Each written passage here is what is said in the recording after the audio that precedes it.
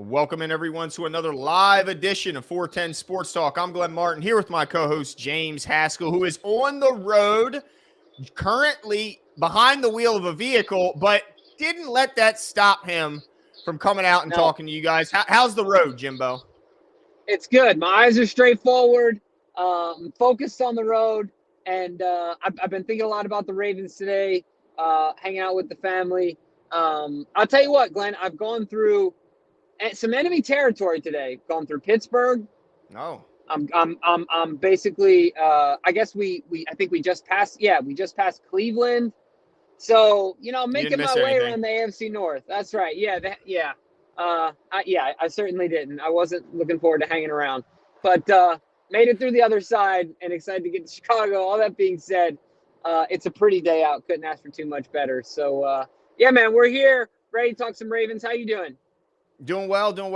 Happy to see the guys back on the field today. You know, in the limited capacity that they are, it's still nice to see them out there. Also good to see some guys who hadn't been there yet, specifically Mark Andrews. Nice to see he just arrived for OTAs, participated today, had an opportunity to speak to the media. So, yeah, it's been nice, man. I love the Wired session that just went up, I think either yesterday or the day before. It got us an opportunity to see, what Greg Lewis is like, the new wide receiver coach taking over. Yep. But it's interesting. I would love to know like the power dynamic, because Keith Williams is still very much so involved, but yet at practice, at least in the clips we saw from the Wired session, it was Greg Lewis that was the far more active, talking constantly, correcting, coaching. And it looked like Keith Williams was taking more of a backseat role. Whereas last year when we saw him, I mean, you can attest to it, Jimbo, he was out. And again, he's in this full sweatsuit again, man. I mean, some things don't change, but he took a bit of a backseat role while still right next to him and right there. I kind of am interested as to like what the power dynamic is between those two guys. Yeah, the only things I've seen, not saying that this is what's happening, but the things I've seen Keith being most active in are the individual drills of the wide receivers. So that could be a distinction. I saw him doing a lot, and his influence is still there. Now he's throwing around rugby balls. I don't know if you saw that with Rashad Bateman, but I think that's really cool and really interesting stuff. So maybe that's a bit of a distinction where his skill set in the past has been with guys in one-on-one type interactions, and maybe that's how they're deciding to use him a little bit more. Yeah, no doubt. I think nothing wrong with having more good coaches, Jimbo. Yeah, like, the more redundancy. The nothing is wrong with redundancy. Not when it comes to that profession, that's for sure. That's right. When the margins are, razor thin and 0.1% of an edge is considered, quite drastic. But quick shout out, Jackson. What's going on, Jackson? Adolfo. What's going on, Mark? Stackhouse. Appreciate you guys coming out. Charles. Appreciate you guys being in here with us. But we got a lot to talk about. We're going to talk about J.K. Dobbins, his tweets. Bit cryptic. I'm not really sure what made him put these tweets out, but we'll get into that. I want to get into reports coming out a couple days ago that there was a bit of a dust up between Marcus Peters and Lamar Jackson at the end of last season, apparently circling around Marcus Peters thinking maybe Lamar should be playing, and he might just be one of maybe the vocal leader of maybe a small minority group of people who did feel that Lamar Jackson could have had a go at it. So we'll get into that. But before we do, that, I want to dig more into what we saw from training camp today. And Jimbo, I know you had some notes about the offensive side of the ball specifically. Yeah, for sure. So of course we can't be there, right? So we're trying to parse from videos and from reporters. And one of the things that caught my eye when I was, trying to pick up on some information was, they talked about the offense overall being rusty, and Lamar being a little off on the deep ball basically all day, and it seemed like, based on the reports, some people were more concerned than others. One of the specific reporters, Jonah Schaefer, said, Lamar's only been here for a handful of days, so a bit to be expected. But in my eyes, like, no red flags. I think ultimately it's a new offense, and there's a lot to be learned.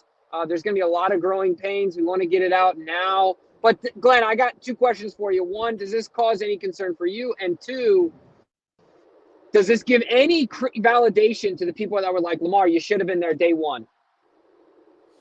Well, I think that getting the bad days out of the way early is not a bad thing, and I'd rather him be, a little rusty and a little off during these OTA periods rather than the start of training camp. So I guess in that regard, it's good that he's here, and it sounds like he's not the only quarterback that had struggles. Is what I'm hearing is that offense in general lost to the defense today. And look, that's not alarming. That's not shocking because most of the time the defense is ahead of the offense in this point in the season, or in the offseason, I should say, because the offense requires so much more timing, cohesiveness. It takes a certain bit of what do they say where familiarity, like chemistry. There it is. It takes Yeah. more chemistry, I think, between pass catcher and thrower to get on the same page. Whereas defensive, yeah, you got to get some timing. You're working on your technique. You're making sure your pedal is clean. You're making sure you can, open up your hips, turn and run. You can do, but there's not as much, timing and stuff that goes into the defensive side of the ball. So no shocker. And also, let's be honest, Jim, it's a pretty damn good defense that they're practicing against. And for the most part, all their major players are present. Like I heard Marcus Williams had a nice interception today. We know that Pat Queen's been there since day one. We know that Roquan's been there since day one. Whereas the offense, even though they got some studs back and Mark Andrews being, the big one there today, there's also a ton of players still missing on the offensive side, including, their veterans on the offensive line. J.K. Dobbins is still yet to participate or to show up. Gus Edwards is there, but he's only on the side participating in one-on-ones or in solo drills. So not shocking, not concerning, and it's honestly what's more expected. But to your last question, I do think it's better to get these out of the way now rather than when training camp is at full go. Yeah, 100%. That's what practice is for messing up, right? So ultimately, I think if you're not messing up in practice, you might not be pushing the envelope enough. So I'd like pushing the envelope to be a habit, and so I'm okay with it ultimately at the end of the day. But if you think this was still Roman's offense, it wouldn't look this like because they already know how much do you think learning a new offense is playing a part?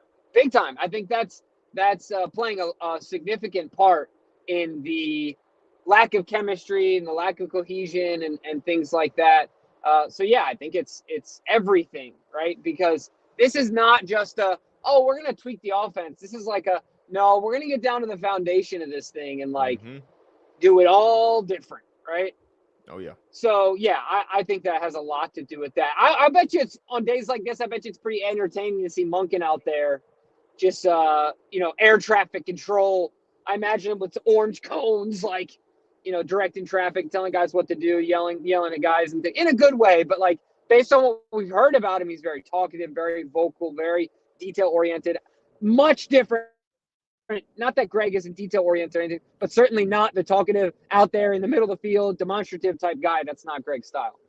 No, it's definitely a big, big difference, and I think it's a refreshing change to those on offense. Now, one of the gentlemen that's back at practice today got an opportunity to speak to the media. Mark Andrews, I know was everyone excited to get him back in the building and kind of see what he looks like in this new offense. And Jimbo, I know you were happy to hear his answer to I think it was maybe the first question he was asked about. There's not a whole lot of balls to be going around. You got an awful lot of mouths to feed, awful lot of new weapons. What's your, what's your concern level about not having enough targets to go around? And Jimbo, what was his answer? Yeah, I don't really care. I love it. Love that. That's a quote from Mark. That's my answer to you. That's a quote from Mark. I'm so happy that Mark said that. I think it's awesome, right? Because I think it's the right mentality. I think this is what we've always seen from Mark. Mark has always been a team-first guy, in my opinion. Has always been about the team. From the effort that he puts in, I don't ever see Mark slouch. Chase downs on interceptions. He's gotten so much better at blocking. So many of his catches are pure effort. So Mark Andrews is certainly one of my favorite Ravens, and I didn't expect anything different. Nonetheless, it's so fun to have a pass catcher that has zero diva in him. Zero. And I love that about Mark Andrews. So shout out to him for that. I thought that was awesome.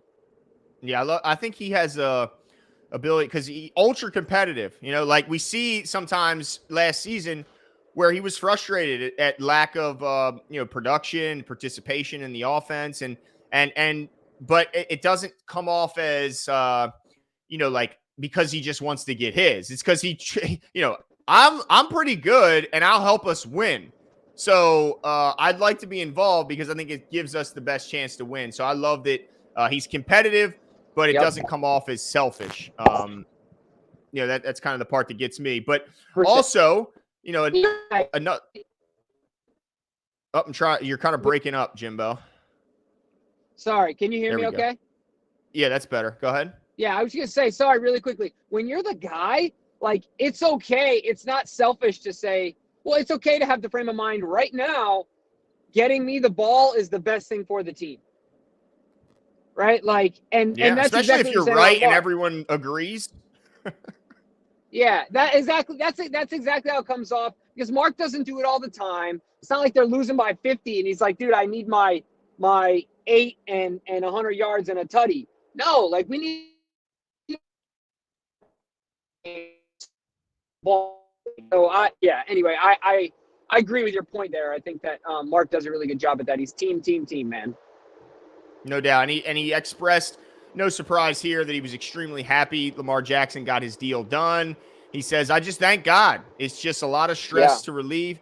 Like I always say, that's my quarterback. So he's, I'm sure, over the moon excited to have Lamar Jackson as his quarterback, knowing that he is his favorite target. And even though there's a lot more weapons, I don't think that part's going to change. I still think Mark Andrews will remain the safety blanket for Lamar Jackson. And look, if you can dominate the middle of the field, man, that is the most important part. You have to be able to operate and dominate the middle of the field. If you can't, you're not going to go very far. So, yeah, I know Mark will be happy. But, Jimbo, I got to ask you about Patrick Queen because initially when they drafted Trenton Simpson, he puts the tweet out saying, I think it was like Sheesh or meh, something, where he clearly wasn't thrilled.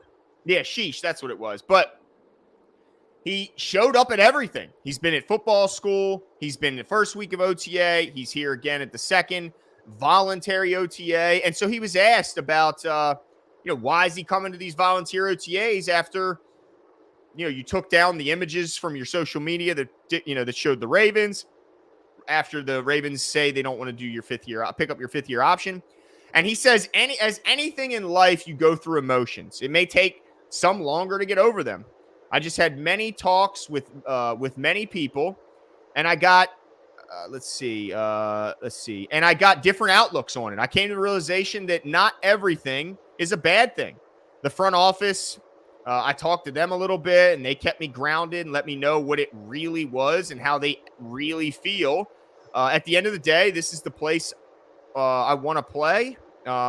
This is where I want to be. However, the chips may fall, and I'm happy with it. So I love this outlook, Jimbo. I love this response. This shows such maturity, and he's just correct. Like, the best thing for him to do, right, is just to come ball out next to Roquan, is it not?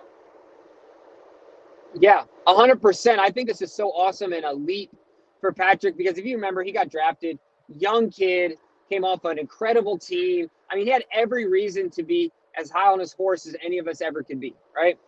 First round pick, all these other things. And he's kind of gone through this process. And I think we all go through scenarios in life where we are forcibly humbled. And you can really do two things. You can learn from it or you can whine about it. And he's decided to learn and he's doing two things, in my opinion. He's being honest with himself and he's controlling what he can control. And that's exactly what you said. If he does those two things, I think it's what's best for him, and I think it's what's best for the Ravens and everybody involved. And I congratulate him for it because I think that takes courage. I think it takes courage. It's something that people think comes easily, but it certainly doesn't. So shout out to Patrick Queen, man. That was really awesome to hear. Yeah, no doubt. This guy still dedicated, not taking his ball and going home. He's not complaining, dragging his feet. No. he's going to make the best of the situation, and I think that's the best for him financially. Yeah. Who knows? Maybe the Ravens can find a way to squeeze him under the cap, but I think he's going to get highly paid elsewhere. He also was asked about all the new additions on the roster and what the team's expectations are with those new additions. And he said, everybody around the locker room is saying Super Bowl. They're not saying Super Bowl or bust because we don't want to have a bust mindset. With the pieces we've got, the defense we got, the offense we got, the new coordinator, everything, the whole organization, everything that we need to win, we've got right here. We don't need anything else. And, I think that a lot of guys may say this type of stuff publicly, and some may have to say things that they may not necessarily believe. But I tell you what, I mean, I think Patrick Queen believes everything he's saying. I think that this team is Super Bowl or nothing, in the sense that, a lot of these guys are playing for their next contract. They're playing for their, some people are playing for, the opportunity to continue to play in this league. Maybe not Patrick Queen, but some of the other guys. And so I think this is a Super Bowl or bust mentality. But I don't know. What do you think about that? Like, because I know Giannis got big when Giannis was asked if this was a failure. He was like, there is no failure in sports. There's just kind of like steps to winning. Like, do you look at it as Super Bowl or bust, and bust being a failure? Like, how do you look at that? Right. Yeah. I mean, ultimately, there's only one winner, and everyone goes home disappointed at the end of the season. But I also, 100% agree with Giannis, right? Like, if you don't reach your goals, you got to learn from the situation. It's not about losing, it's about learning. And so I understand his point completely. And I've never subscribed to the, like, okay, it's all or nothing. Every year it's all or nothing, right? Under these constraints. So it's all or what can we learn, so that way we get closer to it next year? Because if you're going to say all or nothing, then if it's nothing, are you just going to quit? Like, is that how it works? No, you're going to learn from it. You're going to come back next year. So I subscribe to that big time. 100%. I'll tell you what, PQ Glenn is definitely not choosing to be the guy that's the last even guy on a 4-on-4 basketball run that just had a bad game and now wants to go home. It ruins it for everyone else. That's right, because he was getting cooked. I'm going home. Yeah, those of you who know what he's talking about. But he's definitely not being that guy. I love the maturity he's showing, and I think 100%. It's only going to pay off and be, he'll be better for it, and he'll get more for it. Yep. Shout out to him. And then also quarterback coach T. Martin was another one of those who spoke to the media today. And he talked about the uniqueness in coaching Lamar Jackson as opposed to other quarterbacks. Of course, T. Martin being a very successful college quarterback in his own right back when he was in his playing days, and has coached high-level quarterbacks at different stops along his career. And he said this when asked about Lamar. He said, everything is built around Lamar. I went back, and everything I had done with players in the past at the quarterback position, he's so different. It's so unique that I went back and revamped all the drills toward Lamar Jackson's movement skills. So I love that, because oftentimes you get stuck in a rut. You do the same thing over and over. And somebody once told me, not everyone can be coached the same. Not everyone can be managed the same. Not everyone can be taught in the same way. So a standard curriculum at anything is not necessarily the best for developing and teaching younger people. So I love that T. Martin is taking a unique approach to coaching Lamar Jackson. You're not just coaching any quarterback. You're coaching Lamar Jackson. So what do you think when you heard about kind of the unique take on coaching him? My first thought, what do you think the chances are that he dialed up Josh? I hope he did. I hope so. I mean, only thing that would stop you is what? Like, Lamar told him not to? Yeah, I guess that. Yeah. But I mean, hey, he won the MVP with that guy as his QB coach. Yeah, and I don't think I'm not making connections with any bad blood. I don't think there is. I think Lamar still attends Josh's events and things like that. So I doubt there's any bad blood. But yeah, that was honestly the first thought that came through my head was like, I wonder if he hit up our guy Joshua Harris and help to help kind of frame his mind when coaching Lamar. But ultimately, yeah, I agree with you. You coach to the player. The player doesn't play to the coach. So I think I might get ripped for this. I think John Harbaugh is the best coach, staff builder, and staff recruiter in the NFL. And I don't know how close it is. I think John does an excellent job. Now, has he been perfect? Has he made mistakes? Of course. Didn't he take who was the guy from the Bears, Mark Trestman? Yeah, over Kyle Shanahan. Wasn't that Was something that happened? I know he took Mark Trestman, but I don't know if Shanahan was in the running. I'm pretty sure, but Shanahan was also like 22. No, I'm being, I'm exaggerating here, but he was also a child, basically, right? Like he's in a different stage. And so my point is that I think that John does an excellent job at building his staff. And he's just an example of this. He's soaking in good coaching around him, and he's getting down in the weeds and figuring out what he can do to best help Lamar Jackson. I think it's awesome. It's exciting stuff, man, because we really have no idea. Like, we have ideas, but we only have projections of what this offense is going to look like, but we don't really know yet, because Monken is a chameleon. Like, he's an absolute chameleon. So he can change this offense at the drop of a hat. So it's just really exciting to see what's going to come out on the other side. No doubt. I love, and you talk about being a chameleon. Imagine having to be a defensive coordinator tasked with preparing for this offense when you have no freaking clue what it's exactly going to look like. I mean, like you said, you can look back on certain tape, but he was so influenced at his other stops, it's hard to know, what he'll be doing, with full control. And to that point, oh, go ahead.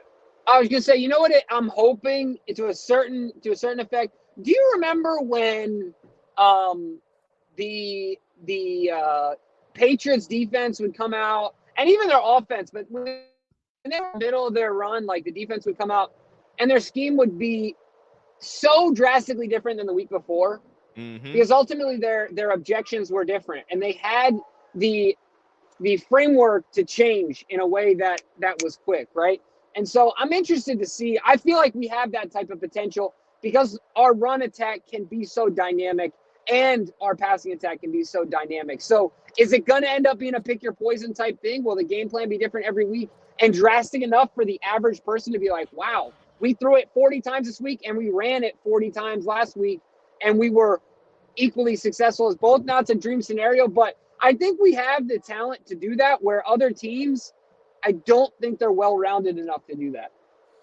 Yeah, no, I agree. You got to build the right roster. And in fact, T. Martin was asked about Lamar Jackson's, ability to control the game at the line of scrimmage. And he said that Coach Monken's system is very quarterback friendly in the sense of you have the opportunity to change routes when need be.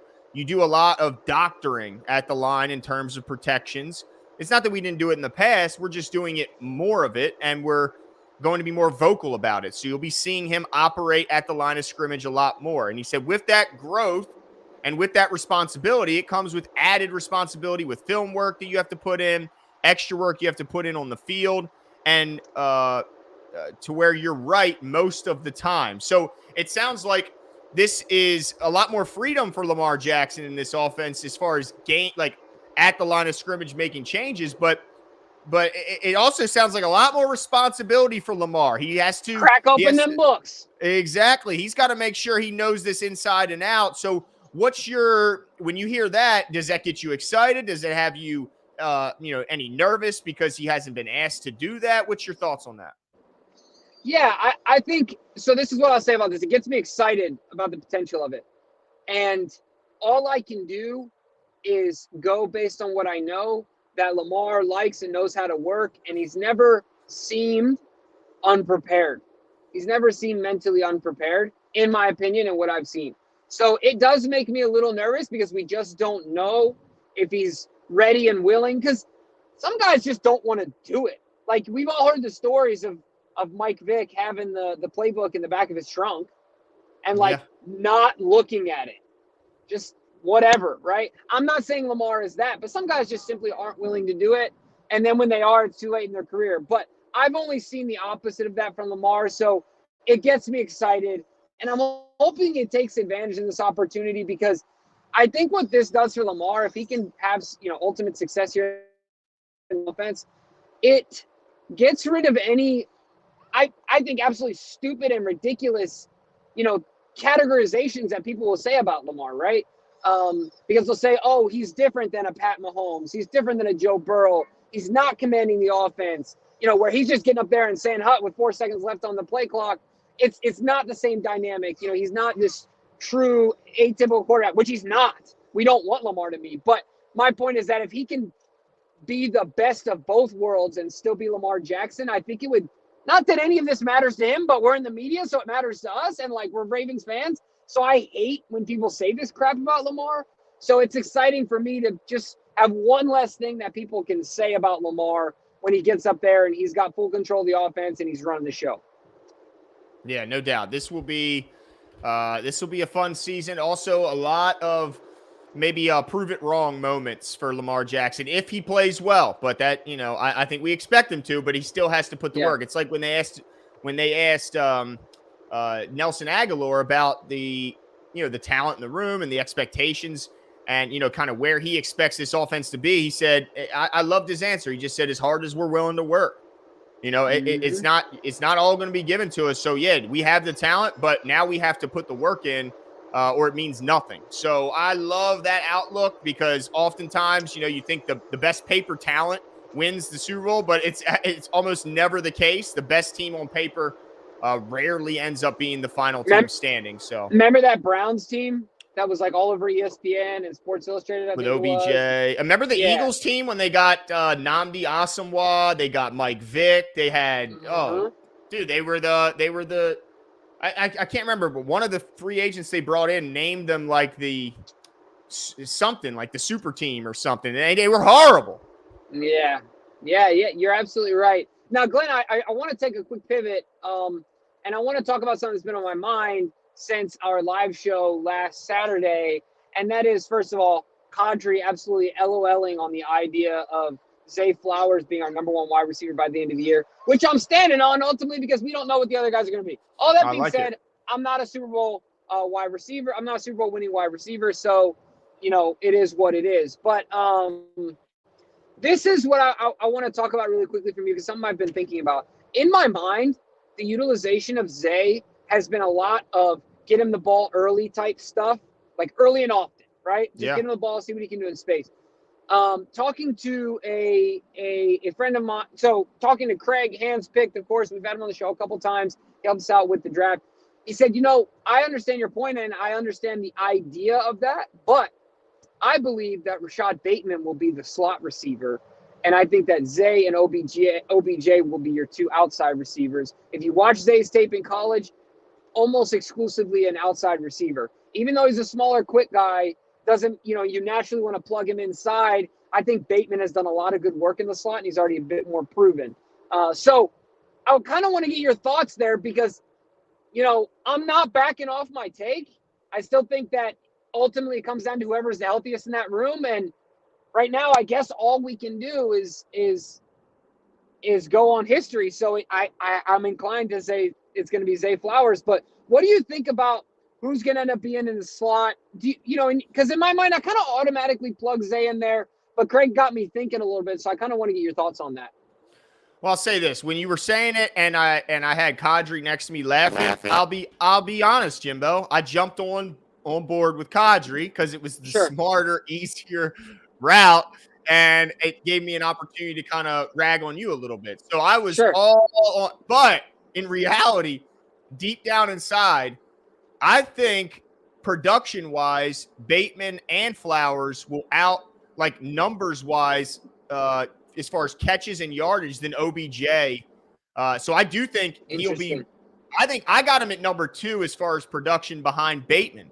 But so I'm with you. I think impact is different than production. And I think OBJ oftentimes will – unfortunately, be the kind of the recipient of a lot of the attention until just because of his name and his talent, but his name as well that precedes him. So I think that there's going to be more OBJ may end up with more touchdowns than those two guys, but I think both end up with more catches and more yards. So I don't think it's crazy what you're saying. As far as the, who's the inside, who's the outside. I mean, from what I remember looking at,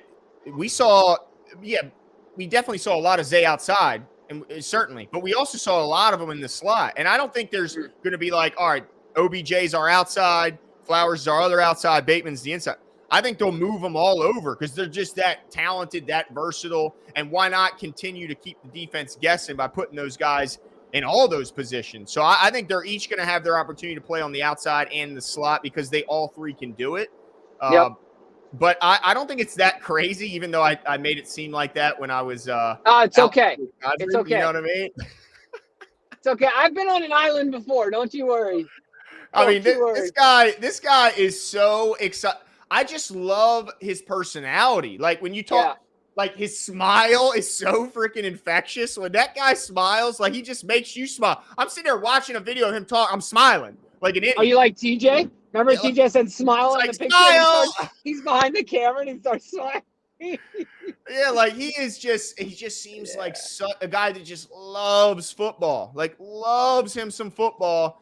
And just, he's excited. So I think he's going to have a ton of production. So I don't think you're that crazy, Jimbo. Oh, that's okay. But I appreciate that. The other thing too, I'll say is I agree with you on the versatility. We have a rare mix of guys here that have done and can do it all, right? From a myriad of positions on the field. And so it's going to be exciting. But I keep salivating over the idea of Mark running a seam route, right? Coming off the end of the line of scrimmage.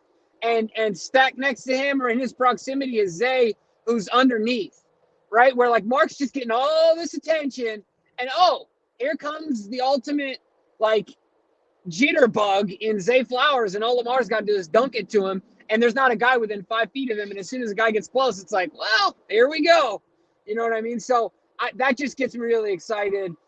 So yeah, I'm super excited about Zay. This is the other thing I'll say to put a bow on that, and I said it kind of later in the show, but ultimately, Godry's the same guy that's saying that Mark Andrews is going to get traded and that Charlie Kohler is going to be our number one tight end by the end of the season. I think that his is a much bigger stretch than mine.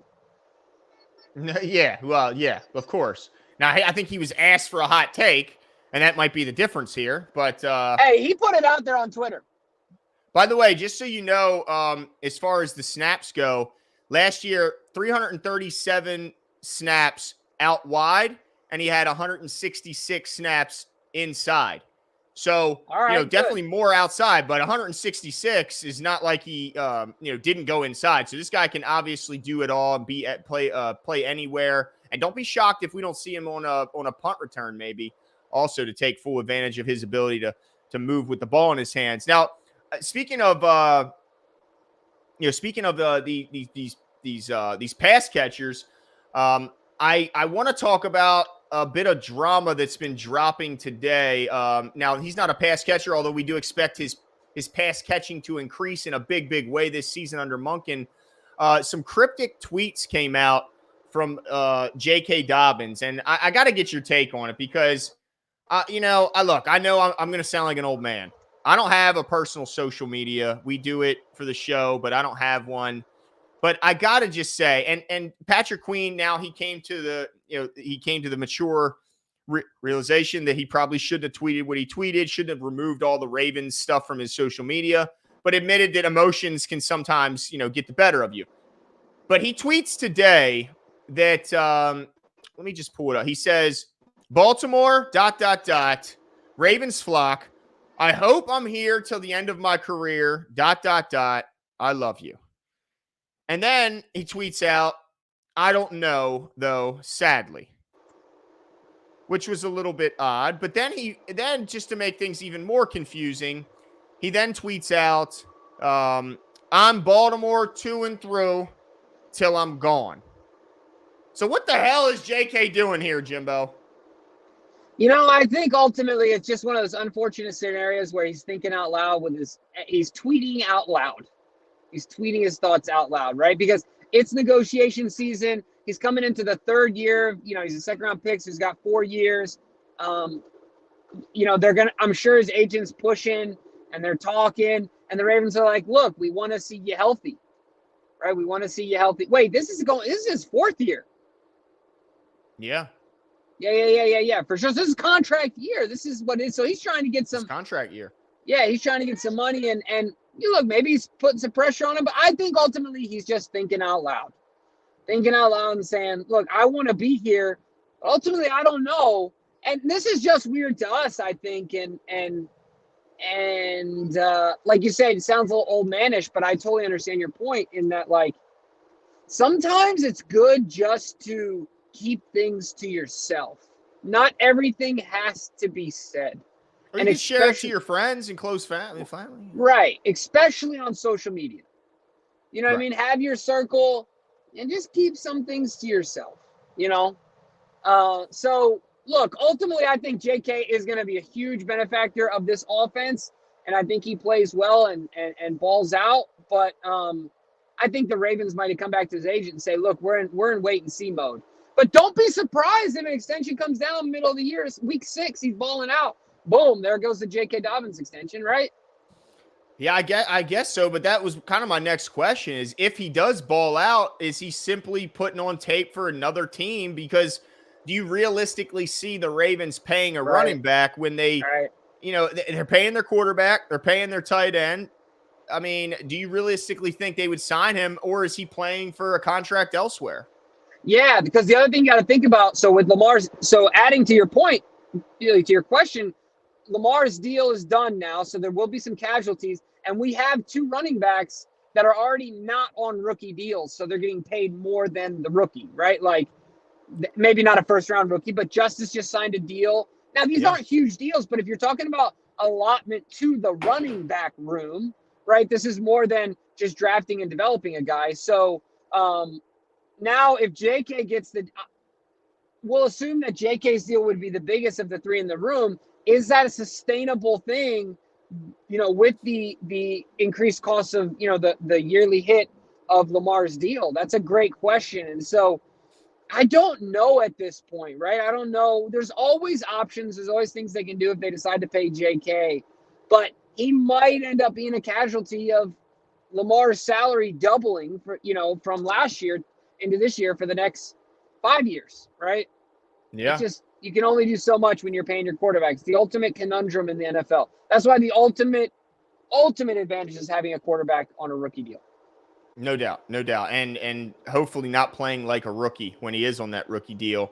Right. And also we don't know to the degree of what, like how important a running back is going to be in this offense. We know in you know, Greg Roman's offense, you needed a stable of quality backs, but who knows what Monken's system, you know, is really designed to have. And honestly, let's be honest, the running back position in the NFL has been extraordinarily devalued. I mean, you see a guy like who is that from Dallas? Ezekiel Elliott still trying to get a job, can't find work.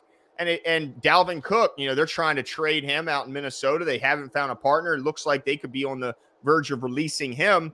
So it makes you wonder, like, what would the market even be when the position's already been devalued? And most teams look at it as, I can get a running back at the tail end of the draft or as an undrafted guy, and I might get the best years out of that's the sad thing about the running back is most of the time, the best performance you're getting is during their rookie year. I mean, their rookie deal.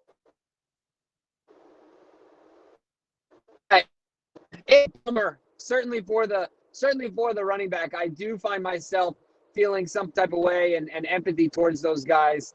Who was the kid that was in Dallas, ended up in the Titans? Is that DeMarco Murray? Oh, yeah. Back in the day?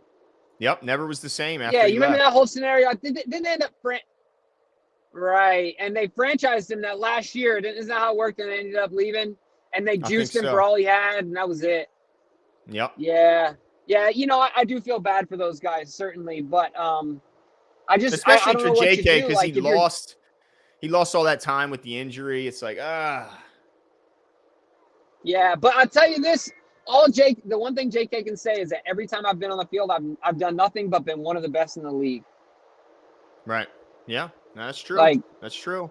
You know, he's got a leg to stand on. The chat clearly wants to play Metabike. The chat, I can see they want to pay Metabike before they pay JK, before they pay anybody. It looks like is they want to Patrick Queen. They want to sign Metabike. And look, I hear you that he's an ascending player. This is a big year for Metabike after he was predicted by some to make that jump last year and in fact compete for defensive player of the year, which we talk about a hot take. That was that might have been hotter than Charlie Kohler over Mark Andrews' take right there. Yeah.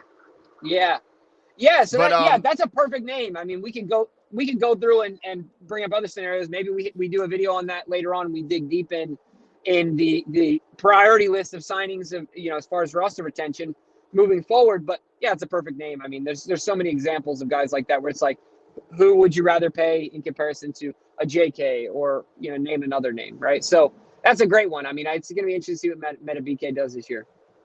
Yeah, and then the next thing I wanted to bring up, since we really don't know what's going on with JK, we have to kind of wait and see what happens next and if he shows up to camp. But one thing that broke a couple days ago, which has me really surprised, I'm trying to find the source. I believe it was, I don't want to say the wrong place, but somebody broke the news recently, and maybe the chat can help us. This is where we need DK.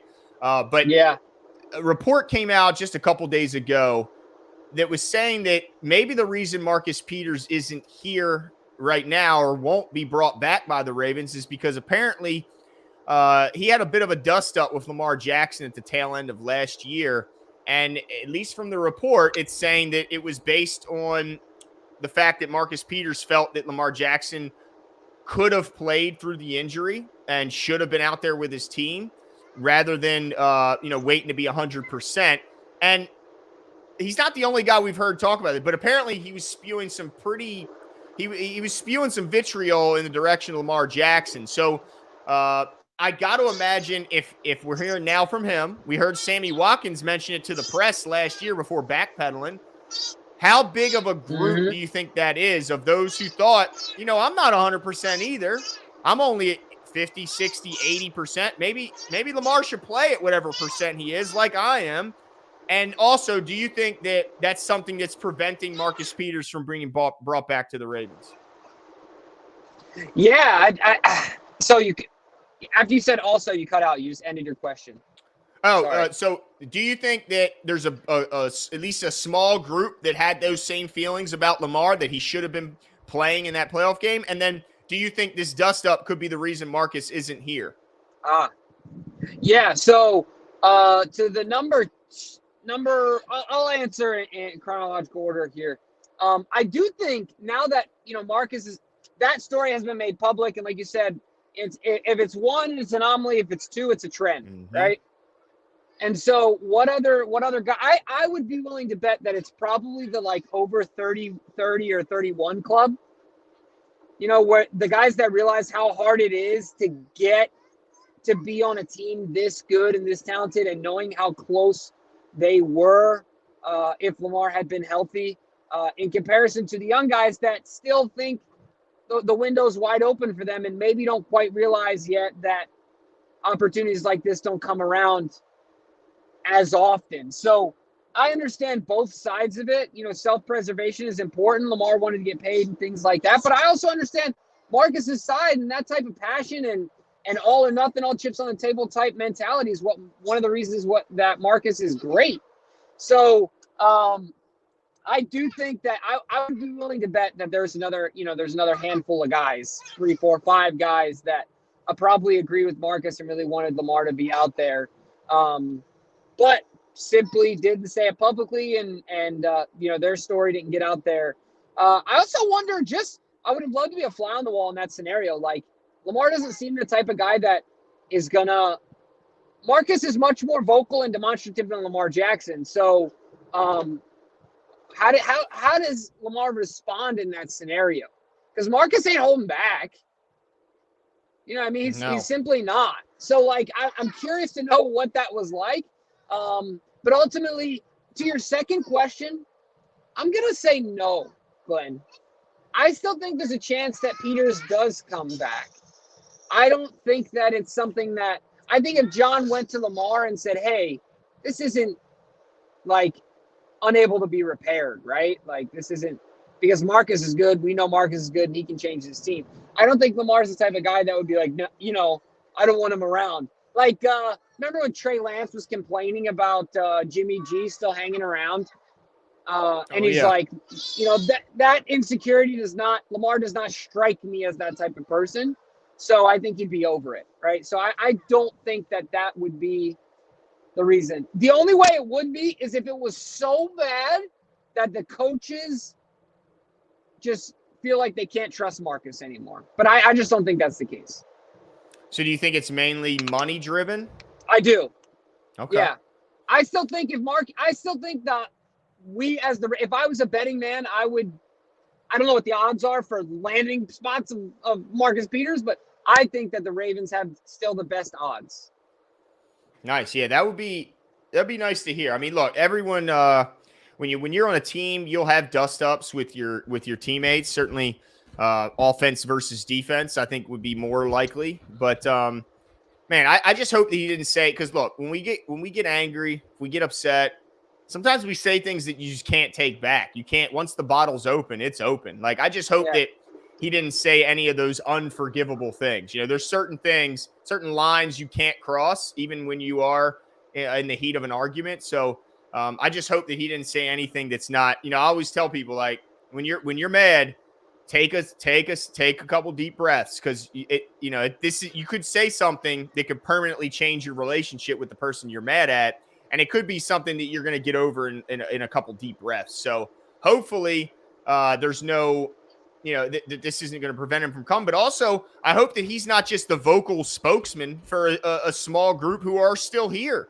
and that are still kind of questioning why he wasn't out there. Because to your point, Jimbo, as you get older, you realize that playoffs aren't guaranteed, and damn sure competing for championships is not guaranteed. So I got to imagine there were some older, like you mentioned, the veterans who were going, this might be my last best shot at winning something. And I know that we're not going very far unless number 8's under center. So I do agree that, it could be a small group that feels this way. I just hope that, whatever that's all kind of behind everyone right now, and that they're not still, worried about that now that the contract's been signed. Yeah, I would say that same group, if there's guys that are still here, that part of that feeling is that they want to win at all costs. And so I think I think once you get to a certain point, all of us, like, business is just business. You know what I mean? Like, I want Lamar under center, and my personal feelings don't change that, right? Like, however they feel on, because they know that it's all about winning at the end of the day. So he gives you the best chance of winning, and it is what it is, right? Like, it doesn't do you any good to hold on to it. So that's what I'm hoping. But hopefully there's no conviction lost in our offensive leader from those guys. Yeah, because your quarterback now, not only is he your leader, but now he's the highest paid player, which I've always heard your leaders have to be, first of all, they have to be good. I don't care how good of a leader you are. If you're not a good player, no one's going to take you seriously. Then you're a coach. Yeah, I think there's only one person who's an exception to this rule, and it seems like it's Udonis Haslem for the Miami Heat, because this guy is so, he's still there. He doesn't play a lick, but he's still on the roster because he is the culture. Like, he is the culture checker. When someone's not acting right, he will check you back into the right lane, even though he doesn't play a minute in the postseason. Yeah. Well, he does have a resume to stand on, though, right? He does, but at this point, if I was his teammate, I'd be like, can't you just become a coach by now and free up that extra roster spot? Like, you don't play. I'd be getting paid less. That's true. I guess that's probably why. Yeah. But there's no cap on assistant coaches, There you go. That's awesome. But anyway, do you have any issue with, let me see here. I have the list here of the players. I'm going to give you the name, and you quickly hit yes or no. Tell me yes or no. Right. Do you have an issue of them not being there? Okay. Yep. All right. So we'll start with the top. J.K. Dobbins. No. All right. Pat Ricard. No. Because, hold on, before I go any further, is it because you don't think he's still going to be here, or because you don't think it's really valuable for him to learn the offense this early? Is it both? Okay. All right. How about Odell Beckham? A little. Okay, a little. How about Nelson Aguilar? Nah. Because at least we saw him working with Lamar, right? Yeah, well, it's going to be Nelson. Run a seam route as fast as you can. That's true. That's true. And how about Kevin Zeitler or Ronnie Stanley? No, not at all. I mean, those guys the least. Yeah, that's why I put them together, because I knew you'd say, I don't give a damn. How What about this one? This one, Travis Jones. Young guy. I wonder if the only thing I can think about that, I wonder if he's trying to get himself in physical shape. I wonder if he's maybe a little behind the 8 ball right now. Okay. Now, I assume You know what I since mean? we've seen Roquan at all the other stuff, the fact that he was absent today, does that bother you? No. Okay. No. Okay. No. All right. And then the last, it looks like all the main corners weren't participating. We had Marlon, Caillou Blue Kelly, Pepe Williams, Rock Ya-Sin. None of those participated. Nah. I mean, it would have been nice to see Caillou and Rock Ya-Sin, but I don't have a issue with it. Do you differ with me on any of these? Well, I got to imagine Caillou's absence was meant for some like sort of a rest? small injury. I don't even think rest. I mean, he's a rookie. He should be out there. So I hope that it's not a serious injury, because I got to imagine if he's healthy, he's out there. And then Pepe Williams, same thing. I mean, if you're not hurt, you're a young guy fighting and scratching and clawing to try and get on this roster. I think you should be there. Yeah. But I mean, do I think it's going to like affect how they're playing in September, October? No, absolutely not. Yeah, the reason that I said OBJ it's just such a tone setter. It's a reverberation about, same reason why it makes a difference that Roquan is there in comparison to, like, okay, if Patrick Ricard shows up, that's cool. But if Roquan shows up, everyone's like, oh, okay. You know what I mean? So I feel like if OBJ shows up, it sets a tone, Yeah, I bet if OBJ showed up, maybe the rest of the missing wide receivers and maybe even the corners might even show up. Yeah. Yeah. Now I wanna end with this, Glenn, unless you have a different opinion on that list than I do. Because I have a question for you. I agree. Yep, I agree. Do you think PFF has a bone to pick with Baltimore? I don't know what it is, because I don't know why they would have an issue with specifically Baltimore, but it does start to get obnoxious when you see these glaring omissions from all these top 10, top 20 lists, when it's pretty universally agreed upon that some of these guys deserve to be at least in the top 10. And when you pull up a list and you see Ronald Darby is ahead of Marlon Humphrey, you go, what the hell? So you know where I'm going. Yeah, I saw your tweets. I saw you going at PFF. Yeah. Yeah. Like, really? How, like, in what statistical, analytical way can you leave Marlon Humphrey out of the top 10 corners in the NFL? I don't think there's a single way you can dice this. Yeah, I don't get it. I don't understand it. There's not a ton of, like, I'd take Sauce over him, because Sauce was the best corner in football in his rookie season. No matter who you ask, like, you ask PFF, he's number one. You ask, like, a scout, like, all of them. He was the all-pro. So, but after him, there's really not a ton I'm taking over Marlon. Right. Like, now we know him more. Like, we know how valuable he is in the community. We know how much of a leader he is. The fact that he shows up to almost every single thing, even when he doesn't need to be there. So maybe that's playing a part. But man, it's just it's puzzling, Jimbo, because some of the names I'm like, are you trolling us? Like, what's going on here? Yeah, it's the third slight, because remember Lamar, when he was under 25 years old, was left off the top 25 players under 25 years old. It's crazy. And Lamar Jackson wasn't on the list. And then Ronnie Stanley was not in the top 10 tackles in the NFL. And then, of course, Marlon Humphrey, not a top 10 corner. This is just getting insane. It's getting out of hand. Oh, and also, now some people may disagree, but Eric DaCosta was nowhere to be seen in the top GMs as well. It's nowhere insanity. to be seen. Absolute insanity. Oh, and then I saw guys like Les Snead up there. I just don't understand how they pick this. It's frustrating, but I use PFF for their non-biased grades, but I don't listen to their when Steve from PFF puts out his top 15 list, because usually it's hot garbage. Yeah, garbage indeed. Absolutely. Nice. Well, I had fun. You got some more you want to get off your chest?